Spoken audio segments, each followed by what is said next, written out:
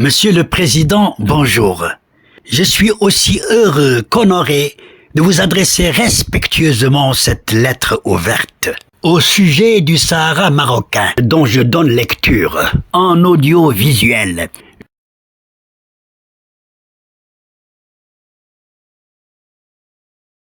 Devant la prolifération de contre-vérités visant l'intégrité territoriale du Maroc, juridiquement et pacifiquement réalisée en 1979, sur la base de l'accord tripartite de Madrid signé en novembre 1975 entre le Maroc, l'Espagne et la Mauritanie, et face à une stratégie de mensonge adoptée par l'Algérie sur le Sahara marocain contre l'État et le peuple marocain, au point que certains sites et plateformes sur l'Internet, pourtant assez connus, voire influents, en arrivent jusqu'à diffuser des données et des informations aussi fausses que trompeuses. Je m'en limiterai à un seul exemple, mais pas des moindres parmi les plus graves sur la marocanité du Sahara occidental. Ainsi, lit-on aujourd'hui sur Wikipédia au sujet de ce territoire, je cite, « Aucun État membre de l'ONU ne reconnaît la souveraineté du Maroc sur le Sahara occidental. Pourtant, les États-Unis d'Amérique, membres du Conseil de sécurité de surcroît, ont bien reconnu le 10 décembre 2020 la souveraineté du Maroc sur le Sahara occidental.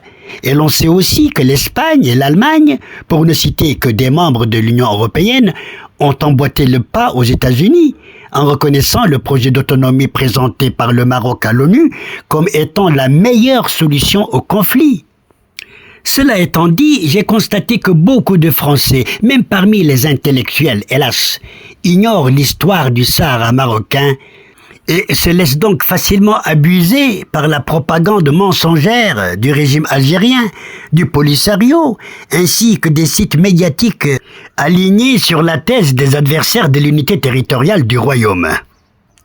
J'ai estimé en conséquence qu'à travers vous, Monsieur le Président, le contenu et le message escompté de ma présente lettre seraient mieux communiqués en France. Monsieur le Président, profondément irrité et déçu par ces contre-vérités, je vous écris sur injonction de ma conscience de citoyen marocain. Je vous dirai plus loin, vers la fin de cette lettre, pourquoi je sens parfois un gros chagrin au cœur, en réalisant que ma patrie a été opprimée, blessée, lésée et frustrée dans son intégrité territoriale par une France coloniale du XXe siècle, à travers des actes d'État dont on ne peut vous faire des reproches, car vous n'en avez l'ombre d'une implication ni le brin d'une responsabilité, car vous n'étiez pas encore né comme vous l'avez déclaré un jour, et vous êtes donc de la génération post-coloniale.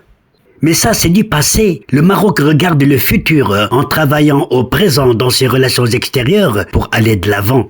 Et différemment du régime algérien, le Maroc ne fait pas de la rente mémoriale avec la France. Cela étant dit, je ne parle ni au nom du ministère marocain de la Communication, ni celui du ministère des Affaires étrangères, encore moins du Palais Royal.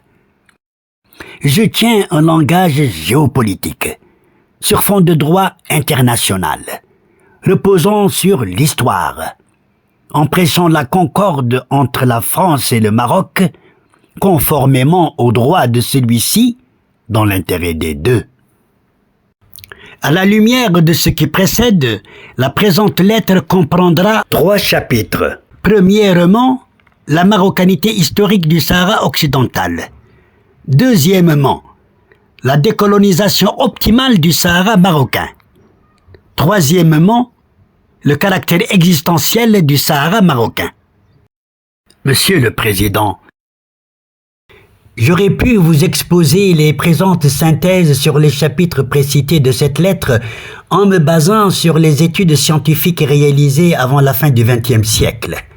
Mais la Providence a voulu que j'entreprenne des essais portant sur l'histoire du Maroc et la question du Sahara occidental marocain dans le cadre d'études postdoctorales sur encouragement de 2 éminents académiciens marocains, dont le premier fut l'un des célèbres enseignants du regretté roi Hassan II et l'autre le plus grand historien de la diplomatie marocaine.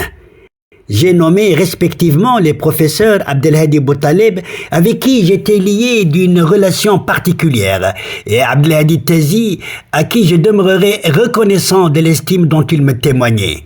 Voilà pourquoi je me réfère à mes 4 ouvrages, dont vous voyez les titres et les couvertures devant vous sur l'écran, pour argumenter l'analyse.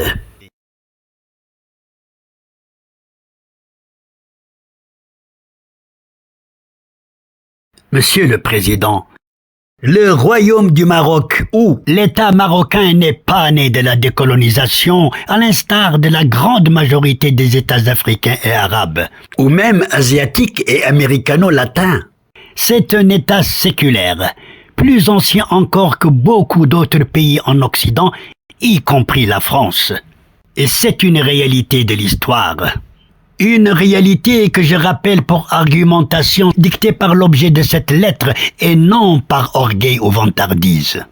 Le Maroc, par la volonté de Dieu et celle de ses habitants, existe il y a plus de 12 siècles et un quart, c'est-à-dire depuis la création de l'État marocain en 789. Autrement dit, presque 2 siècles avant la fondation de l'État français en 987 par Hugues Capet, premier roi de France, à travers la dynastie des Capétiens, soit 1000 ans avant la Révolution française, et dans la majeure partie de son existence, soit de son émergence à sa renaissance, à travers sa libération, le Maroc a vécu en empire, avec un territoire dont l'extrême frontière méridionale occidentale s'arrêtait au fleuve du Sénégal.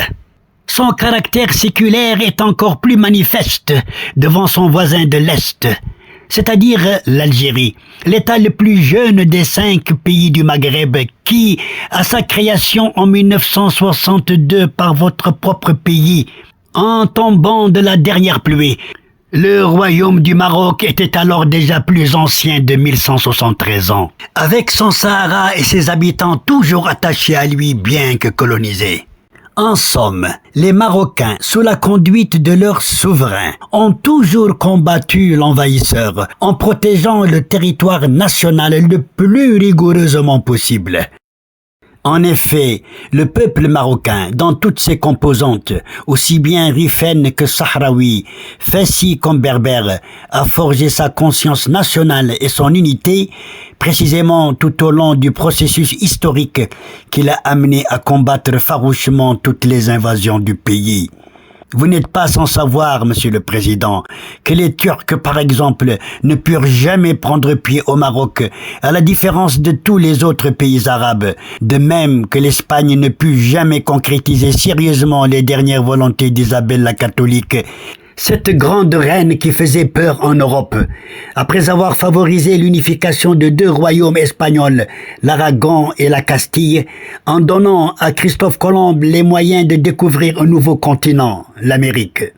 Tandis que la France dut attendre 1912 pour imposer un protectorat constamment battu en brèche par la lutte armée du peuple marocain. Et dans cette continuité de stabilité par le changement salvateur chaque fois que c'est nécessaire, la pérennité de l'État marocain se matérialise par 3 éléments essentiels reliés qui en constituent à la fois le secret et la caution, à savoir la monarchie, le rite malékite de l'islam et le Sahara marocain. Celui-ci étant la racine des glorieuses dynasties du pays, dont celle qui règne aujourd'hui depuis 1630, date réelle de sa genèse. C'est-à-dire l'année où les Chorfa alaouites reprirent le flambeau négligé par les derniers Saadiens. Ce qui en fait, avec ses 358 ans d'âge, la 2e dynastie la plus ancienne du monde moderne après le Japon, qui totalise 4 siècles d'existence révolue. Même en prenant comme point de départ l'année 1666 avec l'accession au pouvoir du sultan Moulay Rachid.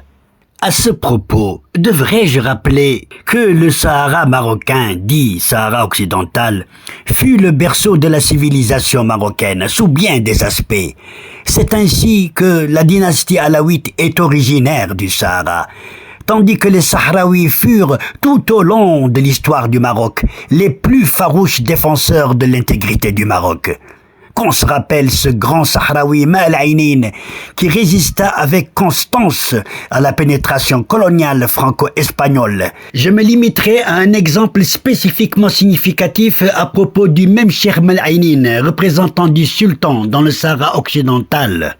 Dans sa première mission d'études civiles, dont il fut chargé par le général de Trantignan, gouverneur du Soudan, le Mali d'aujourd'hui, Xavier Kopolani, futur gouverneur de Mauritanie, était muni d'un laissez-passer signé de Maal Aynin au début de 1899, lui permettant de traverser le Sahara occidental. Sa mission partait de Saint-Louis du Sénégal à travers les tribus du Haoud, chez celles de l'Azouad, en passant chez les Touaregs de Tombouctou. D'ailleurs, Xavier Kopolani insiste sur le rôle du grand marabout du Sahara occidental, Maal Aynin, sur la position de choix qu'il occupe dans la Sag El Hamra, qui est un carrefour de routes caravanières par où l'on peut prendre le Maroc à revers. Fin de citation. Cette unité, forgée dans la lutte contre les envahisseurs, entre toutes les populations du Maroc, du nord au sud du pays, n'est pas le fruit du hasard. Car effectivement, le Sahara occidental marocain était bien une province marocaine, authentique, où l'autorité étatique centrale marocaine s'exerçait de la même manière que sur les autres régions du pays, où l'administration et la justice comme la prière se faisaient au nom du sultan régnant, tandis que l'unicité de la langue, des coutumes, des traditions, de la religion venait renforcer l'entité nationale avec les caractéristiques propres à l'époque et conformes aux spécificités marocaines.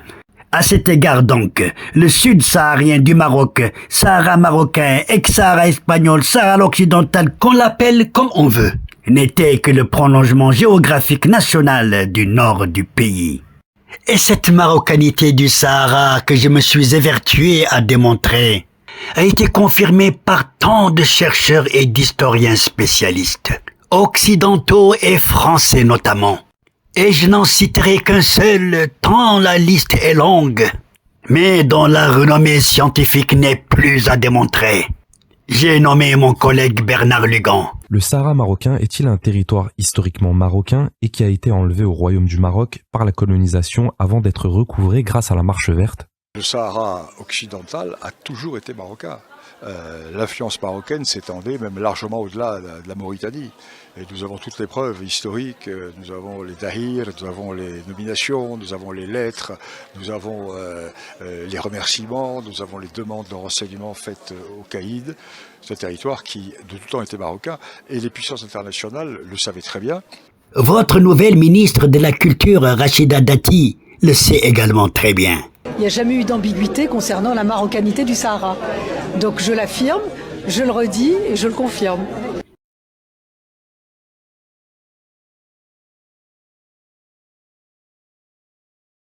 Et dans cette série de l'histoire du Maroc, l'épisode de la libération du Sahara occupera une place particulière.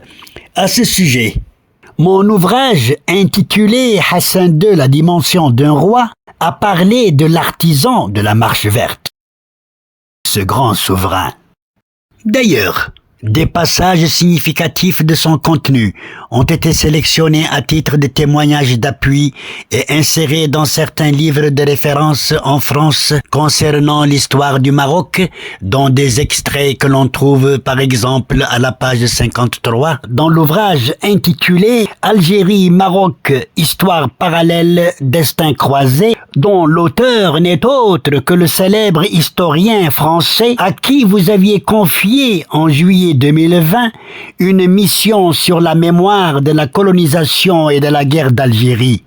J'ai nommé mon collègue Benjamin Stora et je suis honoré qu'il ait choisi mon ouvrage biographique précité sur celui qui a libéré le Sahara marocain à la tête des Marocains en l'incluant dans sa bibliographie. Toutefois, parallèlement à la diffusion et la distribution de mes ouvrages précités, au-delà des bibliothèques et des librairies, je me suis évertué à les offrir à des hommes et chefs d'État, frères et amis du Maroc, francophones et arabophones. Le président français Jacques Chirac fut le premier dirigeant étranger à en recevoir un exemplaire dédicacé. J'avais d'ailleurs reçu un aimable mot de remerciement de sa part, par l'intermédiaire de mon éditeur, M. Thomas Jalot, PDG de Faber. D'autres chefs d'État non francophones que j'ai pu rencontrer auront également l'occasion de comprendre la légitimité de notre cause nationale, à travers mes livres. Monsieur le Président, je n'avais pas tort d'avoir passé plus d'un quart de siècle à réaliser cette série d'ouvrages, et je crois avoir plus raison de les évoquer pour cette même France où je les ai édités, surtout à l'égard d'une catégorie de Français qui semblerait en avoir le plus besoin pour mieux comprendre la nature du conflit et les motivations réelles de ceux qui l'ont créé de toutes pièces, tout en saisissant la marocanité du Sahara dit occidental. J'en aurais fait de la diplomatie parallèle dans sa forme académique. Et j'en aurais alors répondu sereinement à l'appel de Sa Majesté le roi Mohammed VI, exprimé à 2 reprises, à savoir, dans son discours du trône du 30 juillet 2005 et celui de la Marche verte du 6 novembre 2009, délivré à Ouarzazate. Et ma réponse à l'appel royal ainsi exercé sera conforme aux principes de la politique étrangère marocaine et à ses vertus diplomatiques, connues et reconnues. D'ailleurs, cette série d'histoires et de biographies a été honorée par l'Académie française en la personne même de son ancien secrétaire perpétuel, Maurice Druon, saluant ainsi sa rigueur scientifique, ainsi que les sources bibliographiques de bonne tenue sur lesquelles je me suis fondé, autant que des archives centrales du ministère des Affaires étrangères à Paris, des fonds rapatriés des archives de la résidence de Rabat, des archives coloniales et diplomatiques de Nantes, de la Courneuve, d'Aix-en-Provence et de la Bibliothèque nationale de France. C'est sur la base de cette marocanité du Sahara dit occidental que la Cour internationale de justice a émis son avis consultatif le 16 octobre 1975, reconnaissant l'existence de liens d'allégeance entre les populations sahraouies et les sultans du Maroc. Et c'est suite à cet avis judiciaire international que le roi Hassan II organisa la Marche verte le 6 novembre de la même année, contraignant ainsi l'Espagne à la négociation, d'où l'accord tripartite de Madrid signé le 14 novembre 1975, en vertu duquel le territoire précité fut rétrocédé au royaume avec le départ du dernier soldat espagnol le 28 février 1976. Monsieur le Président, 48 ans après l'accord de Madrid précité, l'actuel secrétaire général de l'ONU, Antonio Guterres, dans une déclaration inédite, faite en date du 23 juin 2023, dans un amphithéâtre archi-comble du prestigieux Institut de Sciences Po à Paris, certifie que le Sahara a été décolonisé en 1975, au moment où le Polisario n'existait pas.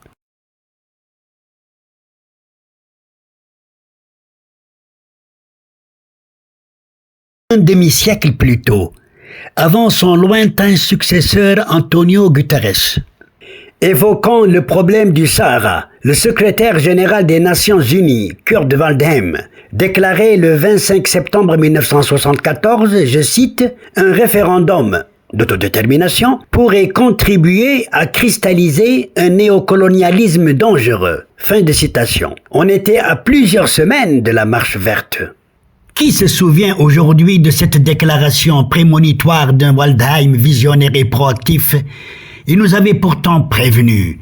L'Espagne et l'Algérie, qui réclamaient un référendum, étaient évidemment visées par ces propos.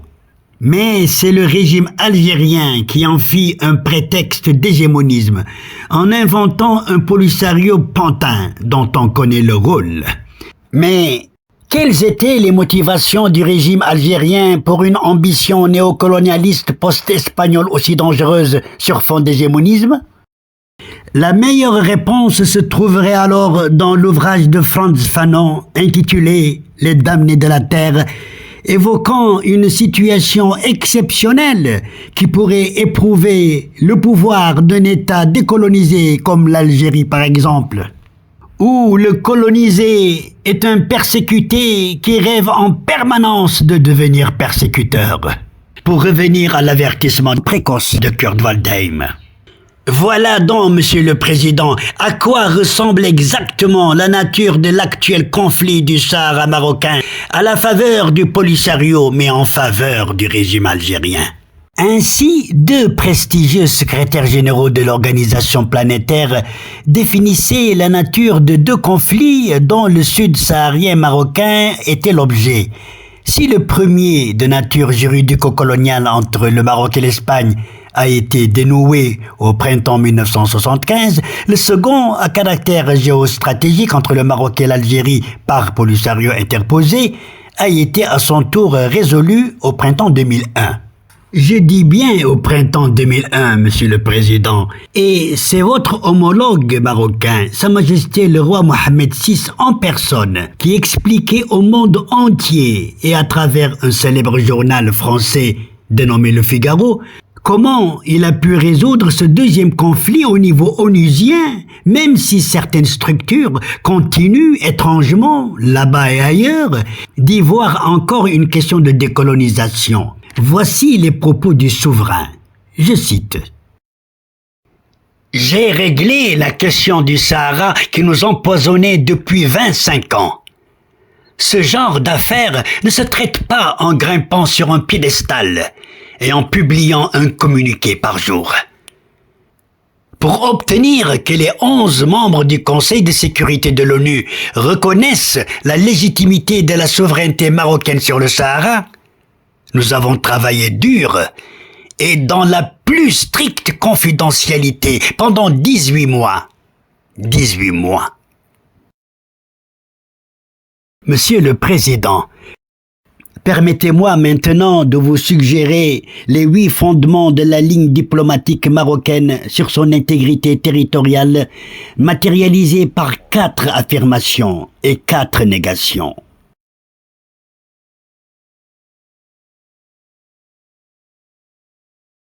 Premièrement, la proposition d'autonomie dans les provinces du Sud, présentée par le Royaume du Maroc à l'ONU, est présentée comme une solution politique au conflit artificiel du Sahara marocain.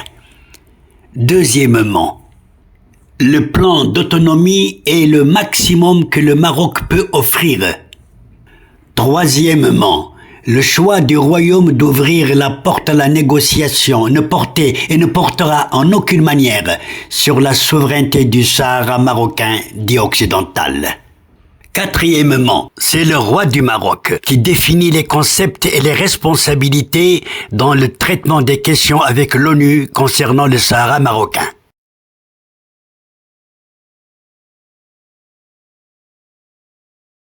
Non. Le Maroc, dans son Sahara, n'a jamais été une puissance d'occupation ou une puissance administrante. Non.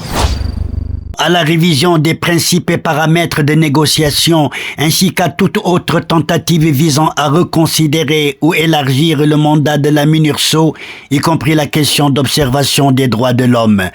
Non.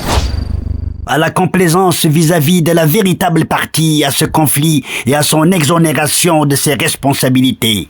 L'allusion est faite bien sûr à l'Algérie. Non. Enfin, à la tentative de mettre sur un même pied un État membre au sein des Nations Unies et un mouvement séparatiste. Monsieur le Président, le Maroc a consenti tant de sacrifices. Voici comment et pourquoi le roi Hassan II en donnait une explication succincte. Je cite. En reconnaissant la République islamique de Mauritanie, en renonçant à la région de Tindouf au profit de l'Algérie, je fais le maximum de concessions pour avoir des relations non seulement normales, mais privilégiées avec mes 2 voisins maghrébins et pour favoriser dans le futur une coopération qui nous permettra de hâter l'édification de notre Maghreb. Fin de citation. Et c'est pour ces sacrifices et ces concessions considérables consentis par le Maroc sans pour autant trouver la paix de la part de certains qui en ont bénéficié, que j'ai un gros chagrin au cœur chaque fois que j'y pense, comme je vous l'ai signalé au début de ma lettre. À ce propos, je rappelle 2 déclarations royales historiques constituant le leitmotiv national des Marocains sur le Sahara. La première, celle du regretté roi Hassan II qui, à la veille de la récupération du Sahara, soutenait que, je cite, « La reprise du Sahara occidental représente une question de vie ou de mort pour le Maroc. » Une question de vie ou de mort pour le Maroc. Une question de vie ou de mort pour le Maroc. Une question de vie ou de mort pour le Maroc. La deuxième, celle de Sa Majesté le roi Mohammed VI, affirmant que le Sahara marocain est, je cite, une question d'existence et pas un problème frontalier. Question d'existence et pas un problème frontalier. Question d'existence et pas un problème frontalier. Question de vie ou de mort chez Feu Hassan II, question d'existence et non de frontières chez Sa Majesté le roi Mohammed VI. N'est-ce pas le même langage que celui du peuple pour défendre l'intégrité territoriale du pays? N'est-ce pas, en d'autres termes, l'expression nationale hautement exprimée au sommet de l'État par le premier serviteur de la nation, identique à la volonté de défendre l'unité de la patrie jusqu'au sacrifice suprême? Chez le dernier citoyen du royaume, comme le déclarait ce citoyen marocain lors de la marche verte en novembre 1975. On veut notre terre, on veut toujours notre terre. On veut toujours notre terre. Entendons, nous nous attachons constamment à notre territoire. Et ce jeune citoyen d'ajouter. On veut notre terre jusqu'à la mort. On veut notre terre jusqu'à la mort. Signifiant que nous défendrons notre Sahara quitte à y laisser notre vie. Et de conclure, notre terre, c'est toute notre vie. C'est notre terre. Notre terre, c'est notre vie. Soit l'intégrité territoriale est existentielle pour les Marocains. Même si ce jeune Marocain ne perfectionnait pas la langue de Molière, le journaliste de la Suisse romande qui l'interrogeait avait bien compris ce qu'il disait.